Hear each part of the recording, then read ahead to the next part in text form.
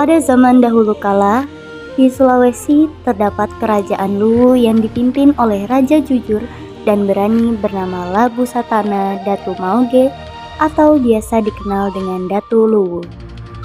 Ia memiliki seorang putri cantik jelita dan berbudi luhur bernama Putri Tandampalik yang sangat dicintai dan dipuji oleh seluruh rakyat.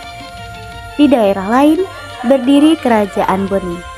Raja Bone mendengar tentang kecantikan dan kebaikan Putri Tandampalik, sehingga ia berniat menjodohkan putranya dengan sang putri.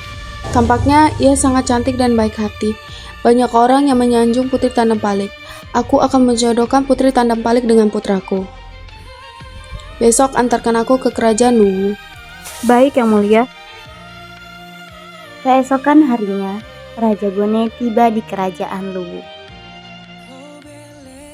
Selamat siang, Dato. Senang bertemu denganmu. Raja Bone, terima kasih telah datang bertamu ke kerajaan kami. Sebenarnya kedatanganku kemari adalah untuk menjodohkan anakmu Putri Tandampalik dengan putraku, putra mahkota kerajaan Bone. Baik, aku menerima niat baik Raja Bone. Semoga semua berjalan lancar dan damai, serta kedua anak kita memang telah berjodoh. Kedua kerajaan pun mulai mempersiapkan lamaran yang megah. Namun, sebelum lamaran dilaksanakan, sebuah tragedi menimpa Putri Tandampalik. Tiba-tiba, tubuh sang putri dipenuhi luka dan mengeluarkan cairan yang menjijikan. Ayah, lihat kulitku. Padahal sebentar lagi hari lamaranku, Ayah. Kau pasti bisa melewati ini, anakku. Peganglah keris ini sebagai tanda bahwa ayah tak akan melupakanmu.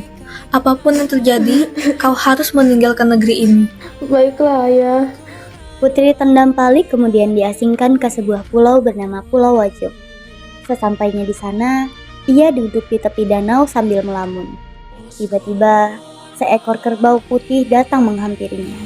Tak pernah kubayangkan nasibku akan seperti ini. Ia terkejut ketika melihat kerbau putih itu. Kerbau siapa ini? Kerbau putih tersebut mendekati sang putri dan menjilati tangannya yang terluka. Apa yang kau lakukan? Ajaibnya, setelah dijilati kerbau putih, kulit sang putri kembali mulus seperti semula. Pada suatu malam, sang putri tertidur dan bermimpi bertemu seorang pria tampan di Pulau Wajo. Siapakah namamu? Mengapa kau berada di Pulau Wajo? Pria tampan itu tidak menjawab. Ia justru mengajukan pertanyaan yang membuat sang putri terkejut. "Maukah kamu menikah denganku?" Sebelum sang putri sempat menjawab, ia terbangun dari tidurnya. Siapa pria itu? Tanggung sekali mimpi.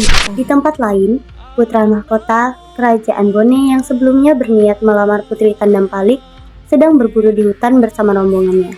Namun, ia terpisah dan tersesat di tengah hutan. Kemana mereka semua? Bagaimana bisa aku tersesat? Ia terus berputar-putar tanpa menemukan jalan keluar, hingga hari pun beranjak malam. Tak lama kemudian, putra mahkota melihat sebuah rumah di tengah hutan. Karena hari sudah malam, ia pun menghampirinya. Itu ada rumah, berarti ada orang lain di sana.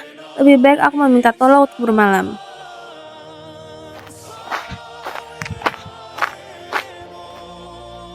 Permisi, apakah ada orang di dalam?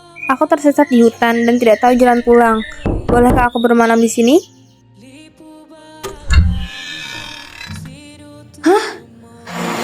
Wajahnya sangat mirip dengan pria tampan yang kutemui dalam mimpiku. Boleh? Wajahmu sangat mirip dengan... Mirip dengan siapa? Tidak. Akhirnya, sejak malam itu Putri Tandampalik dan putra mahkota menjadi akrab. Namun, mereka lupa untuk saling mengenal asal kerajaan masing-masing. Keesokan harinya, Putri Tandampalik pun bersiap kembali ke kerajaan Luwu. Putra mahkota dan Putri Tandampalik pun berpisah dan kembali ke kerajaan mereka masing-masing. Ayah, aku sedang jatuh cinta kepada seseorang, tapi aku tidak tahu dia tinggal di mana dan siapa namanya. Aku sangat nyaman berada di dekatnya. Sayang, sebenarnya engkau sudah dijodohkan. Begitu pula sang pangeran yang menceritakan kepada Raja Bone bahwa ia telah jatuh hati kepada seorang putri. Syukurlah kau sudah kembali, Nak. Namun ayah telah menjodohkanmu dengan putri dari negeri lain.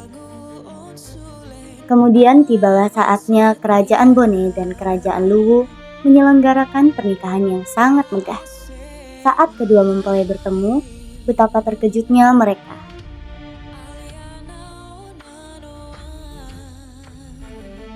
Pada akhirnya, mereka menikah dan hidup bahagia.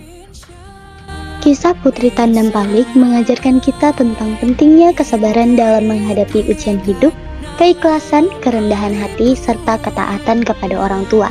Selain itu, cerita ini juga mengingatkan kita untuk menghargai jasa makhluk lain, seperti kerbau putih yang telah menyembuhkan sang putri, dengan cara menghormatinya dan tidak menyembelihnya.